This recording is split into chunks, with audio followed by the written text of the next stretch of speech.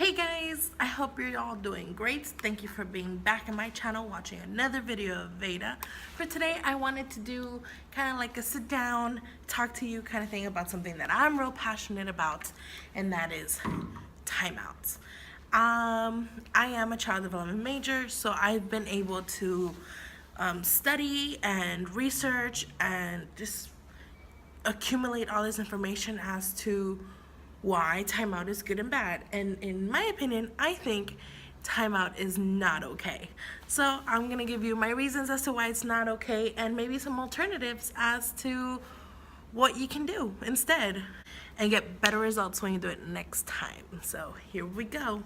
I guess at the beginning, when timeout came up as a form of discipline, the concept was right, giving the child some time to analyze what they did and like give a break between the parent-child interaction so that conflict doesn't arise more than it already is. But over time, timeout has turned into just a negative form of punishment. So what I mean by timeout is we place a child in a designated chair, corner, wall. It includes saying stay here for X amount of time, and that's about it. Like, that's timeout. They do their time, kind of like they're in jail.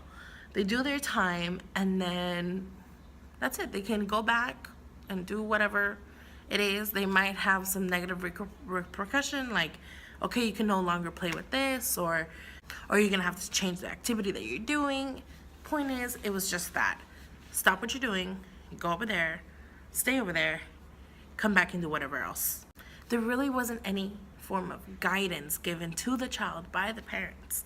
And that's the timeout that we have today. It's a timeout that is not reflective, is not analytical, and it's really outdated. Parents are supposed to guide their children into analyzing and reflecting on their actions and how they can better their attitude, behaviors, and anything related of the sort for the next time.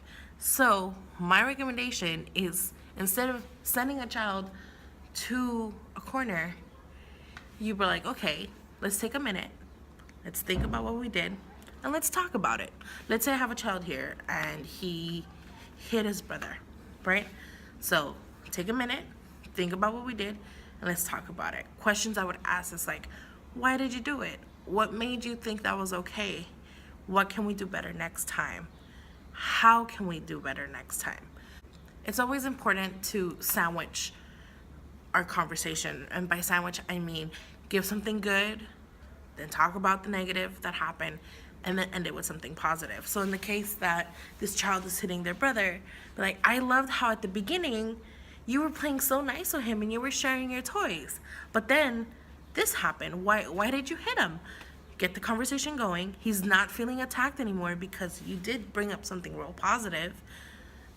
And then you end with like, oh, you know what? This was a nice conversation. I learned a lot about you.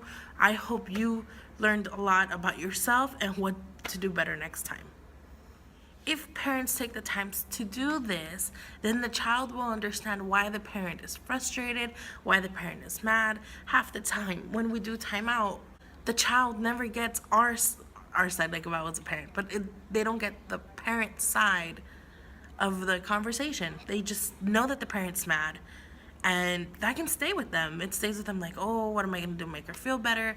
If you talk to your child and you communicate with your child about why it hurt you what they did, or why it frustrates you about what they did, then they won't be confused as to how to make it better for you. And in reality, if we do reflection time, where we sit and analyze what we're doing in comparison to just timeout, the benefits are so much better in the long run. We are teaching our children to be communicators. We're teaching the children to be analytic about their actions, and at the same time, we're teaching them to be considerate about how we feel about others, because you're making them take the time to think about you and how it hurt you and how it frustrates you.